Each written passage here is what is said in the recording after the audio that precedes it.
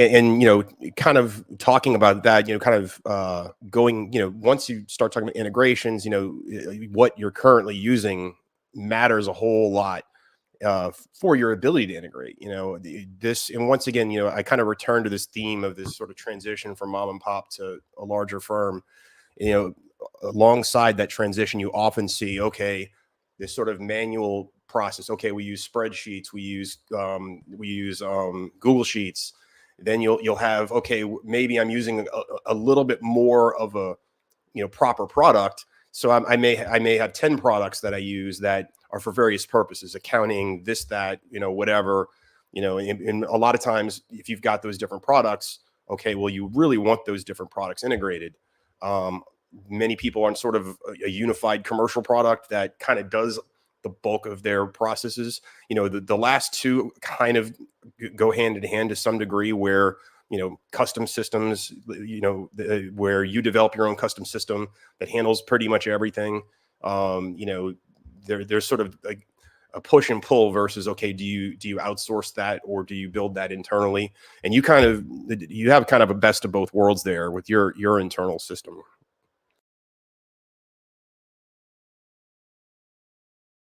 But you're starting on the basis and the foundation of a much, much, much larger infrastructure scale system. I mean, think Salesforce, if you will.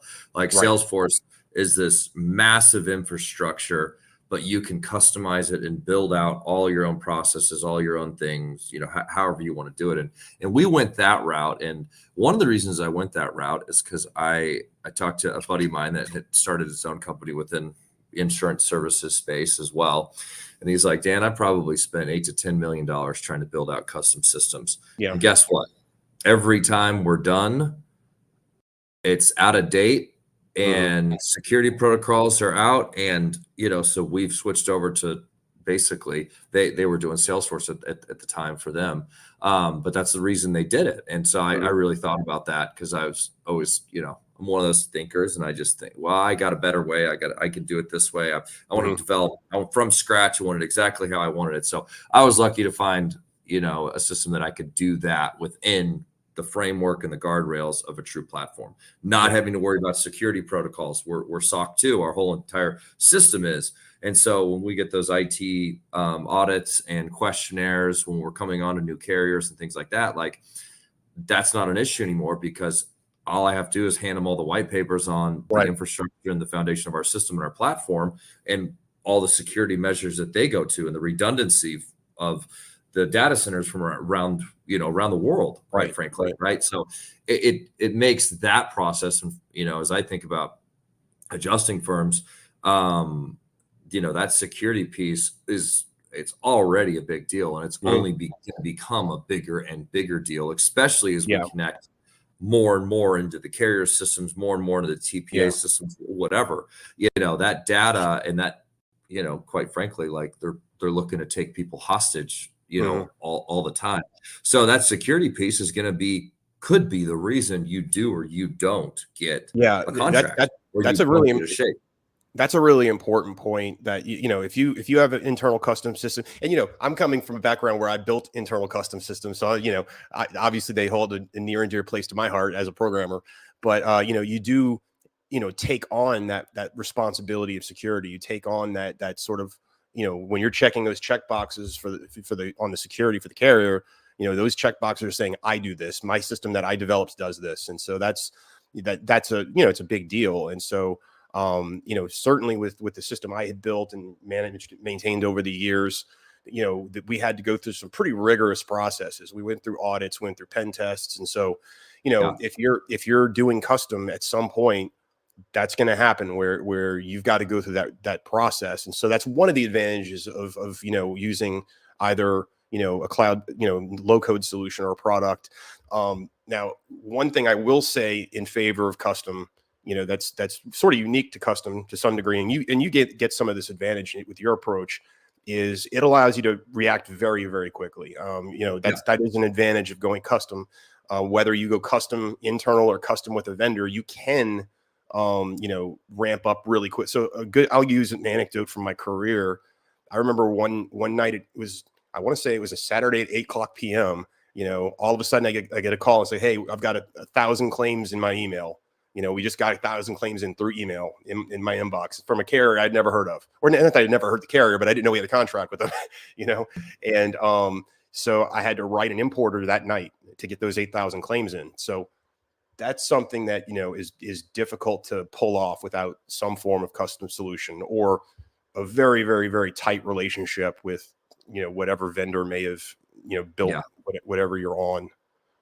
No, I totally agree. I mean, I've always lived in the world, I loved Lord of the Rings back in the day, Mm, right? So one ring to rule them all, mhm. one system to rule them all.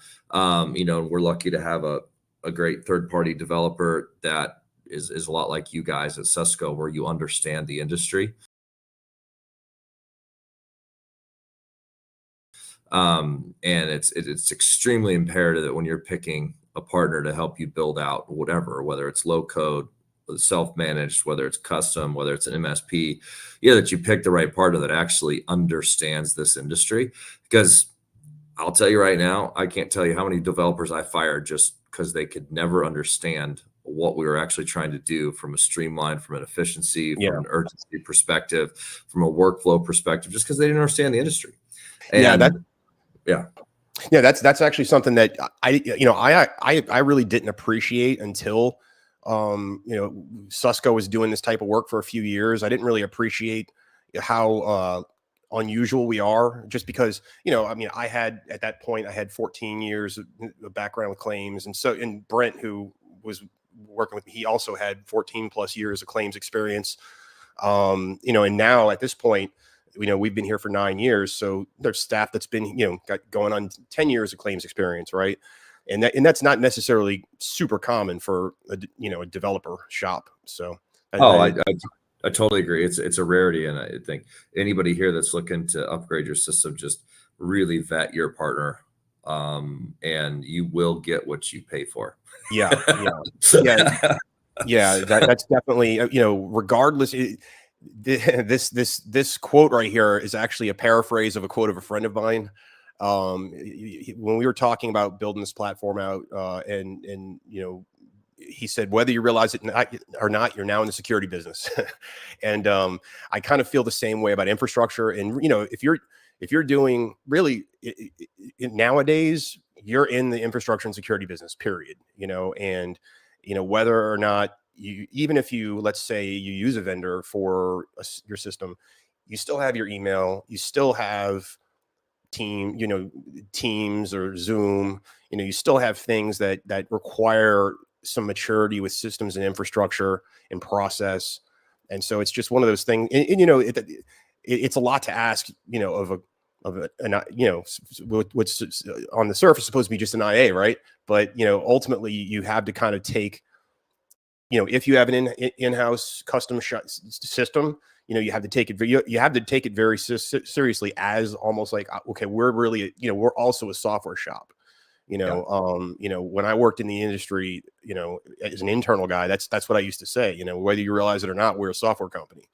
And if you have custom systems, you effectively are. And there's some, once again, going back to audits and modern kind of expectations that carriers have, you really do have to have that rigor, because at some point you're gonna have a pen test, you're gonna have this, you're gonna have that, and you really have to dot all your I's and cross all your T's on that. Yeah. And It's once again, go ahead.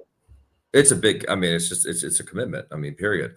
And you want to talk about, time. One, it's, hey, how much time do you personally have, to do this, right? Right. And so most leaders that are, in the position that are there, like they don't have time to do that, So, I mean, I've got a bigger tech team in IT now and a development team than I ever thought I would Hmm. have, period. I think there's periods where, we might have upwards of 5 to 8 different developers working on our stuff all at the same time, and it Hmm. never stops.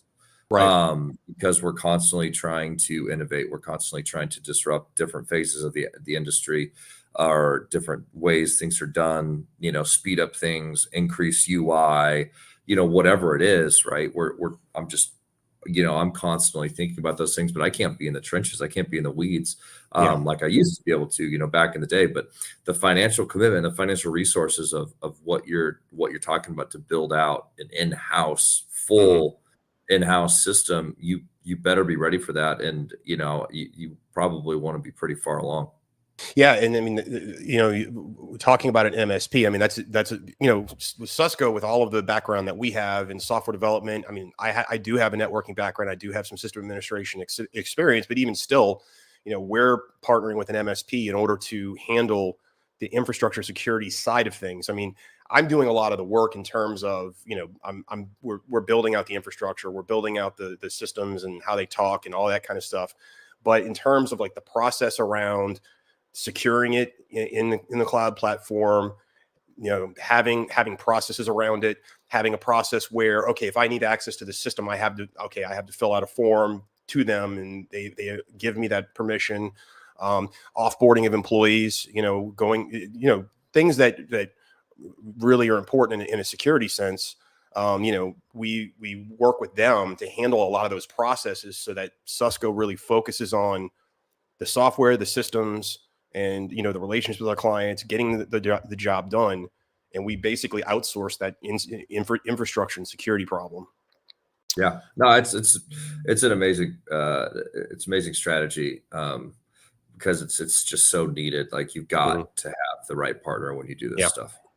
yeah, and that's actually a shift in my tone from the way I was 15 years ago, where 15 years ago I wanted to build all. I was like, oh no, well, we're going to hire. I'll hire this person. I'll hire that person. Okay, I'm going to hire a system administrator. I'm going to hire a security expert. You know, and I've kind of developed a little bit in my perspective there.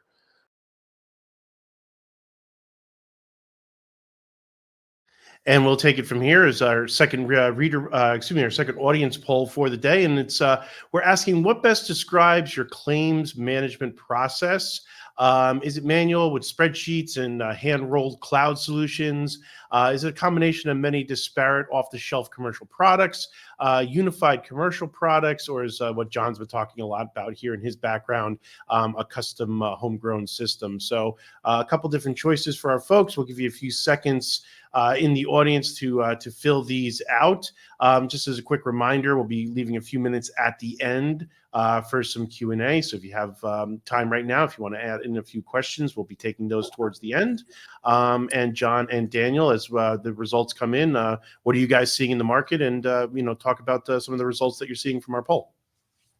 I'm very happy that we're not seeing anybody check manual spreadsheets yet. Now, if you do it, it'd be great. It'd be great to know that, oh, there it is. And hey, and look, I mean, I started on a spreadsheet, I mean, I'm not gonna lie, like, things went really fast. And I knew, one of the reasons I stayed on spreadsheets as long as, well, for it was probably the first month or two that I started my company, was basically because I wanted to map out my process, and there's no better way to map it out than track things, I mean, to do that in a spreadsheet. But B, I wanted to pick the right system. I mean, that Mhm. was the key thing. Like, I didn't want to go build out processes in one system, realize it wasn't going to fit work for me, and then go build it out in another one. So I put a lot of effort and intentionality behind picking the right system in the very beginning. And the fact that we're still on the same platform, that you will, that I picked 9 years ago now, and being the size of the company that we are now, speaks volumes to how much it's worth taking that little bit of extra time to pick the right system, to pick the right process that the path you're gonna go down. Because what we've been able to do, even with that, like, it's phenomenal. I mean, we're in a complete rebuild right now, but it's a rebuild on the same platform, just updating Right. it to the new tech stack that it's got, all the new processes. I joke all the time. I was like, we kind of felt like I was Microsoft. We just kept adding more and more layers onto our system, instead Right. of just Apple, where they tear it all down and just, when they roll out a new OS, they roll out an entirely new OS. It doesn't need to be this much bigger than the next one, or the first one. So Right. we're So but to be able to do that, it's extremely important. And spreadsheets have a role to play because, again, like I said, you can map out and build processes, and then it's like, okay, I'm doing this manually now. Here, Dev, let's talk about how we framework this out to actually turn it into a automated, driven process in the Right. system.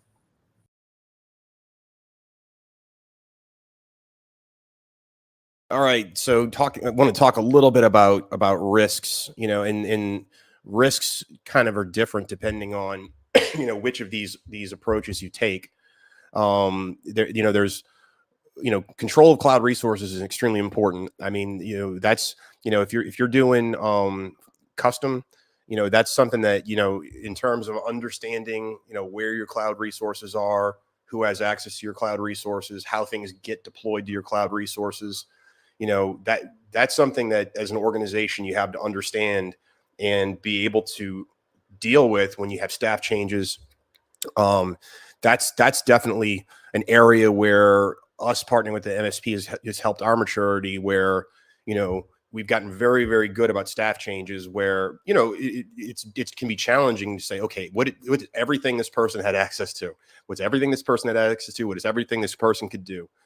And so that's part of what we outsource, but it's something you have to think about. And another one is ownership changes, which we're seeing more and more over the years, where, because I mean, people are getting acquired, people are acquiring other. It's happening all over the industry, and that comes with some surprises, because if you're bringing their systems into your environment, maybe you've got everything really well locked down, but maybe they didn't, or maybe you're doing full custom, maybe they're doing off the shelf, whatever.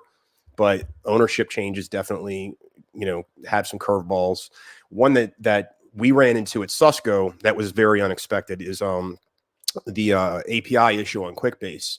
And that, I think that's something that anyone that's on any form of platform needs to be aware of, is that you have to be really careful with the licensing and pricing structure. Yeah. We make very heavy use of QuickBase internally, very heavy use of QuickBase, and they modified their API pricing to have a cost per API hit, and that really was difficult for us to deal with. And you said you ran into that too, huh? Oh yeah. No, I mean, from where we started and where we're at now, I mean, it's a pretty big jump. But yeah, and then they had a user model in the beginning, and there's different, again, even all these models, these different types of pricing models and things like that. It's all about what fits your Mhm. business type. I mean, but for our Yeah. industry specifically, when we're facing catastrophes, we're facing scaling up, scaling down. The last thing I wanted to do was be paying for hundreds of users that I may or may not even Right. need this year, because I don't know what's going to come down the Right. pipeline. So I was a fan of the change to usage and API reads, but I wasn't a fan of the cost differential, because it felt like when Yeah. you're in Yeah. where they went, it felt like the pendulum swung way too far. And so I joke every year Yeah. when I'm renegotiating this stinky contract. Every year I'm like, "This is my favorite time of the year. What are you guys going to take from me this time?" Um, Yeah. but yeah, it can hit you, and you got to watch that kind of stuff, because if you got an Yeah. API heavy system, you're sending and receiving. I mean, it can, and they're going to bill you on API usage. It might not be the right system for you based on that. So you got to think very, very differently about that. Yeah, I can't stress enough that you have to be really paying attention to this, because I mean, we've had custom work that we've had to do where we've had people come to us and they say, "Hey, look, we're using this platform. We love the platform, but the pricing just changed, and now I'm paying, this exorbitant monthly cost." I mean, I've seen some crazy costs, Yeah. to the point where it was, to make it financially feasible to pay for a full custom rebuild. That's a significant cost. Yeah. So we've definitely seen that. So it's something that really have to keep your eye on with any system you use, is what's the licensing, what's scale going to look like, because and that's actually what happened to them. What happened to them was the pricing model switched from, I can't remember what the previous pricing model was, but it changed to a user-based pricing model, and it just caused the price to go through the roof. But on the other side of things, there's always that risk with the third party, that if you don't have the agreement well thought out. But internally, you have a whole different host of problems, because if you're doing full custom internally, and once again, you have a little bit of a leg up on this. You've got to scale your systems. A lot of times, if you build your own system, if it's not built in a way to be scalable, you could really struggle. You can all of a sudden you're in the middle of a cat, and your system that was chugging along just fine all of a sudden is crawling. So Yeah. that's something that definitely using a third party system, it can mitigate some risk there. Yeah, at definitely. the But very least, if you no, I at the was very gonna least, say, if you do it yourself, you need to think about it. yeah, and there's always it's a give and take across the board. There is no Yeah. there is no just perfect solution where you're like, man, I'm so Mhm. happy with the pricing. I'm so happy with the customization. I'm so happy with this. Yeah. Like, good luck. That's Yeah. it's kind of like death and taxes. They're going to get you one way or the other. And you might really like the pricing over here, but it's going to require more investment on your own dev team, or vice versa, right? Across the board, there's going to be a lot of that. But there's nothing worse than your system going down or being inefficient or insufficient in the middle of a cat, period. And that's I was gonna say we really ran into some process workflow issues where our system had just gotten so heavy during Ian, and we were getting thousands and thousands of assignments in. The information was just too much. People couldn't filter it and sort through it enough to then prioritize it and drive based on the priority that each one of these needed to have. So we found ourselves rebuilding a lot or remapping a lot of things in the middle of a major catastrophe just to get visibility on the things we need to get visibility on. Right. So there's, but again, a customizable process allows you to do that. right. Yeah. Going back to your earlier statement about UI design, I mean, even something as simple as UI design changes at scale, because what makes sense, to look at 10 claims may not make sense to look at 1,000 claims. So. No, great stuff. Great stuff across the board.